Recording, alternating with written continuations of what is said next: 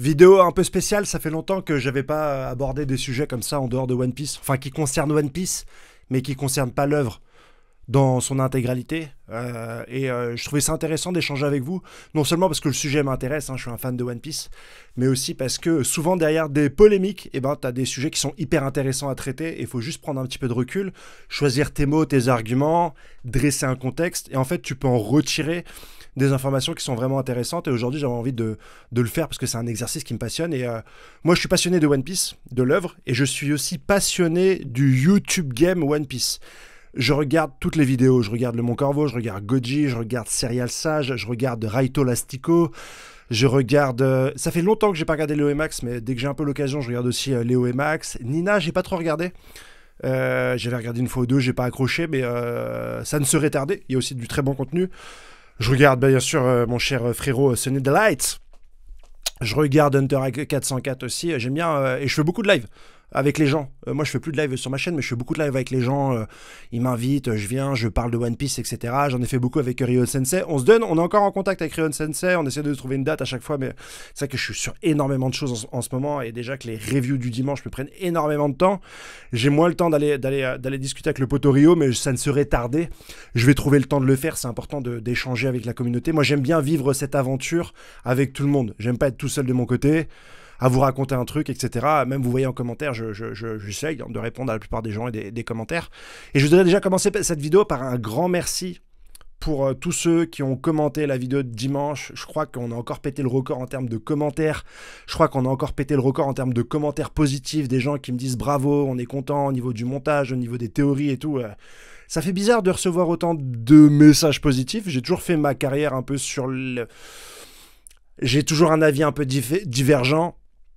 J'ai souvent eu des gens en commentaire qui m'ont plombé. Là, ça fait très bizarre d'avoir une majorité de personnes qui te disent on adore ton boulot, bravo, vas-y, continue, etc. Et je dis ça, tu sais, j'ai un peu un syndrome de l'imposteur en mode t'es sûr que je mérite ça, etc. Je me sens pas légitime à recevoir autant de force, mais je suis très content parce que je vous mens pas que je mets énormément d'énergie là-dedans.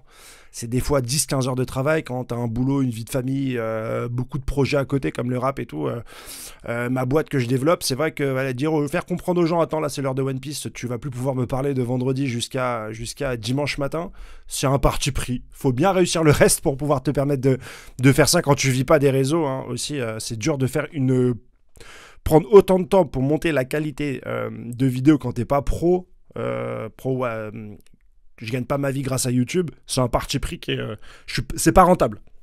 C'est archi pas rentable, mais je suis très content d'avoir un impact sur une œuvre. Et bon, alors j'ai pas le plus grand impact du monde, ni même français sur cette œuvre, mais pour moi, ça représente un petit quelque chose, quoi. Quand tu vois un commentaire qui dit « Ah ouais, putain, c'est cool, t'as développé telle chose, je trouve ça intéressant », moi, je suis assez content. On va pas se le mentir, donc merci pour la force que vous donnez, c'est hyper gentil. Je suis très, très content. Voilà. Le propos du CG aujourd'hui, je voulais pas en parler dans ma vidéo de dimanche, parce que maintenant j'essaie de mettre un certain standing, et je voulais qu'on reste pro, qu'on rentre pas dans la polémique, mais bien sûr que j'ai un avis sur tout ce qui a été dit ce week-end. Pour ceux qui ne sont pas au courant, sur Twitter, il y a eu une capsule vidéo qui a circulé et qui vient du live du Mon Corvo, où il s'exprime sur le chapitre 1150 et notamment sur les informations qu'ils nous ont données à propos du pouvoir Jim Sama.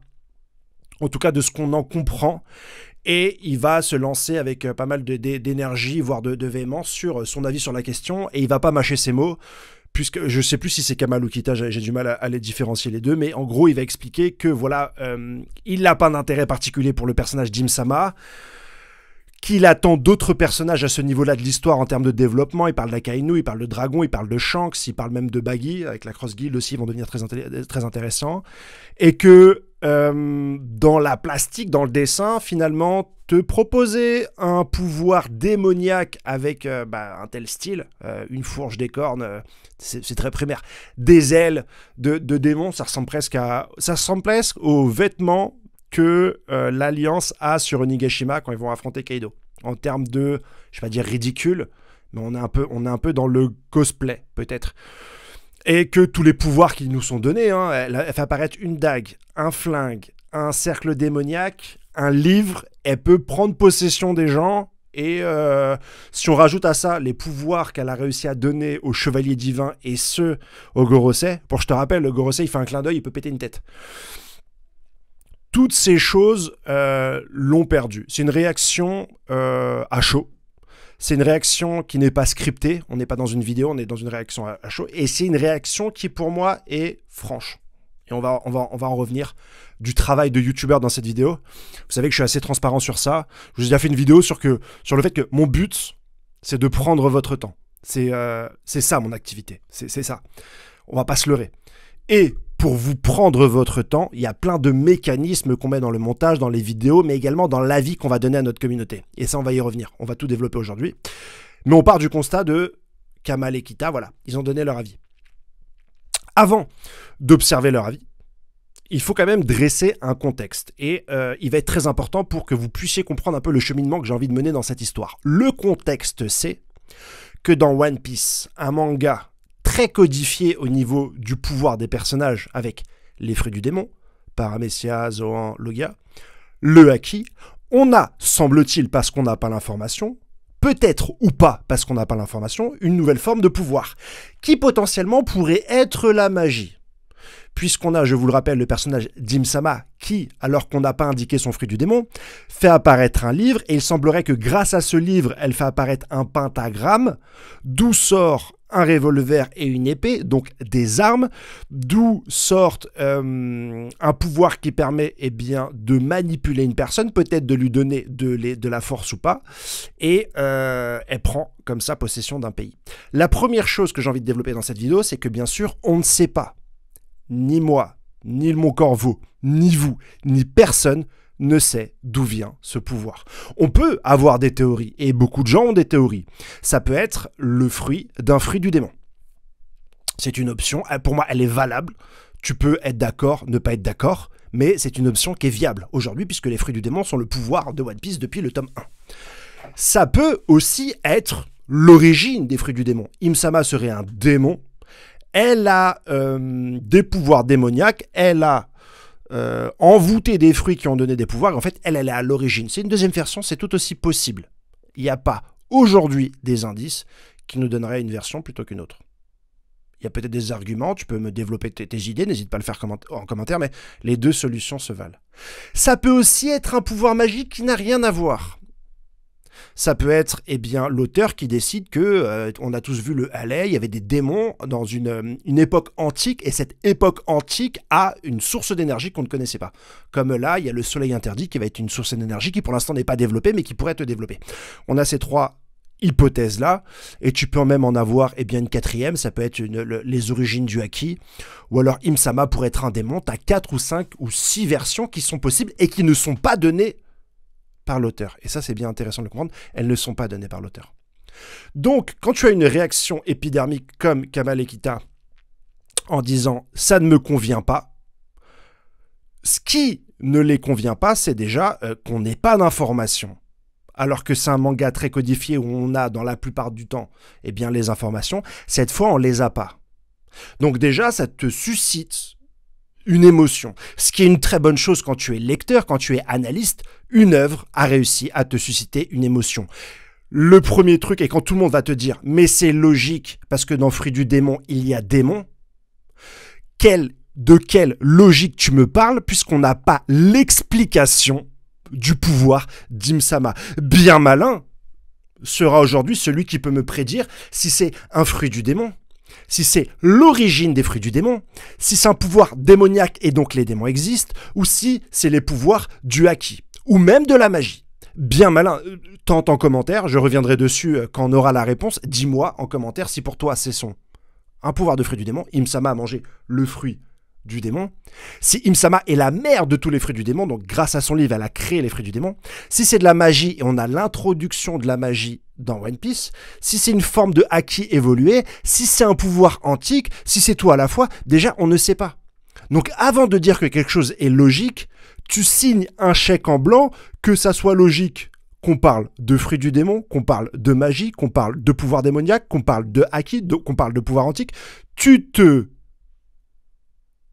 permet de donner un avis qui sera logique, quelle que soit la raison donnée par l'auteur.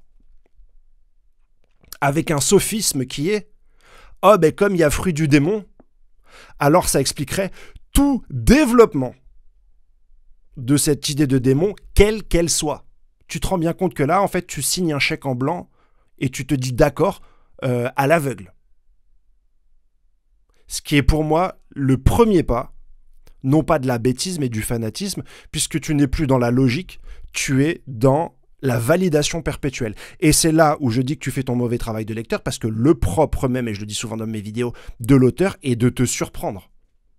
Si Oda ne nous donne pas les clés, c'est qu'il veut nous surprendre. Donc si le manga te donne une émotion, c'est que quelque part tu comprends mieux que l'œuvre qu'une personne qui reste stoïque et qui dit non, non, moi je trouve ça logique. On t'a même pas parlé de quoi. On te donne même pas encore les éléments de compréhension. Non, non, pour moi c'est logique. Ça veut dire que tu t'abstrais de toute explication. Si tu dis que pour toi c'est logique. Alors bien sûr, on a réduit leurs propos. On a réduit leurs propos au mot démon. Et dans ce cas-là, on s'est dit, mais les démons existent depuis longtemps dans One Piece. Eh bien, moi je voudrais rajouter un élément assez simple. De la même manière, les démons n'ont jamais été définis dans One Piece.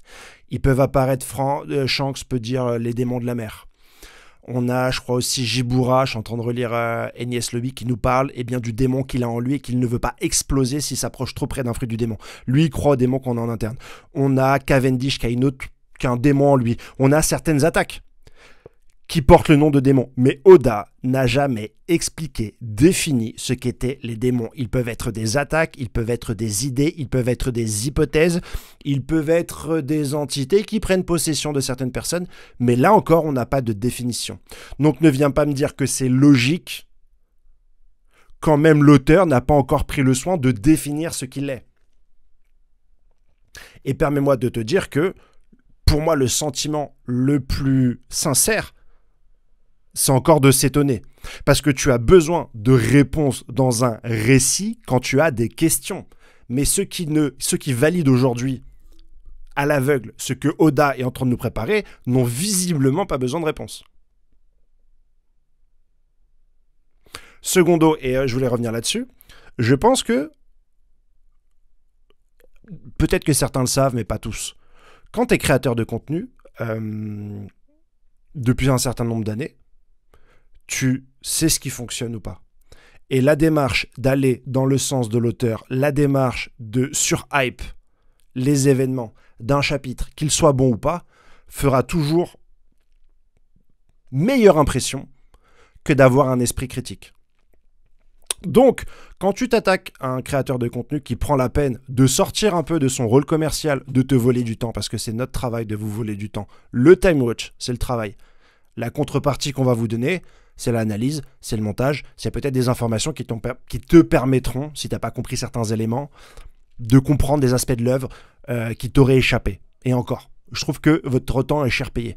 Mais quand quelqu'un sort un peu de son rôle commercial pour te dire « Attends, là j'ai envie de vous dire que je gueule parce que je ne suis pas content de certaines choses qui sont présentées », et que vous appréciez pas ce genre de comportement, vous passez à côté de toute la relation que peut avoir un créateur de contenu avec la personne qui vous garde. Parce que pour une fois, il va pas te placer un produit, il va pas te vendre du rêve, il va juste te dire un sentiment qu'il a de profondément réel.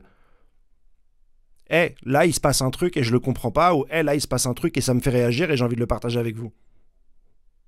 Donc déjà, et j'essaie de l'expliquer dans la première partie, de manière cognitive, dans ton expérience en tant que lecteur, dans les informations qu'Oda nous a présentées et dans l'ouverture d'esprit que tu vas avoir sur aucune des sur 5 versions possibles, tu es déjà dans une posture.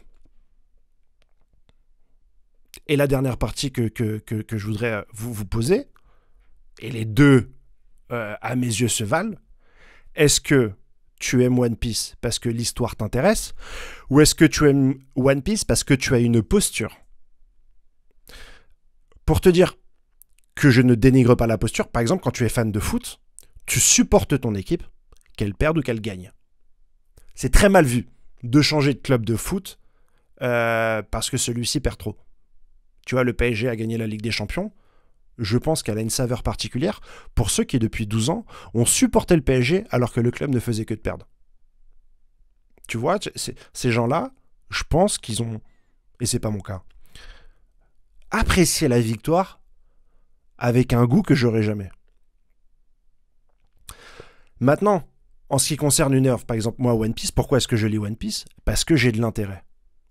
Parce que j'attends des réponses à 25 ans d'énigmes qui ont été distillées par l'auteur. Je suis tenu par les couilles. Si un jour One Piece ne m'intéresse plus, j'arrêterai de regarder One Piece. Mais, à chaque chapitre, Oda doit me plaire. En tant que lecteur, je ne lui dois rien, c'est un artiste chevronné, mais en tant que lecteur. Et c'est pour ça qu'Eiichiro Oda, à chaque fin de chapitre, il met des cliffhangers pour que tu puisses regarder la suite. Il est dans une optique de séduction, chapitre après chapitre, avec des codes shonen qui viennent du magazine et qui sont presque imposés, parce que chaque semaine, les lecteurs au Japon ont une grille et doivent classer les mangas. Si One Piece descend trop bas, il sera annulé. C'est donc son travail de me séduire. Mais si toi, quel que soit son travail, tu es fan et tu es dans la posture, alors dans ce cas-là, tu ne comprends pas toute la technique qui est faite dans une œuvre pour faire en sorte que tu sois accro. Et c'est pour ça que tu vas croire que le Nika, c'est un foreshadowing du tome 1. Parce que tu ne comprends pas toute la structure qui a été faite par l'auteur pour faire en sorte que dans cette série, semaine après semaine, tu sois là pour kiffer. Mais qui dit kiff, dit risque. Et il y a des risques. Et moi, j'aime les auteurs qui prennent des risques. Qu'un jour, ils fassent un chapitre, qu'ils prennent une décision qui ne te convient pas. Mais si toi, tu es dans la posture, c'est que tu ne ressens aucune émotion par rapport à ça. Parce que quoi que te définisse Oda, et à tes yeux, il n'a même pas besoin de le faire parce qu'on ne sait pas. C'est quoi ce putain de pouvoir? Attends d'avoir la réponse avant de dire c'est logique. Moi, je kiffe Hunter x Hunter. J'ai jamais perdu du temps à aller m'attaquer à une personne qui ne kiffe pas Hunter x Hunter. Je kiffe Vagabond. J'ai jamais perdu de temps dans ma vie à aller critiquer une personne qui est Vagabond. Alors, bon, explique-moi en commentaire comment toi qui es fan de One Piece, as-tu pu être autant outré par une personne qui a remis en question un système de pouvoir qui ne nous était pas expliqué?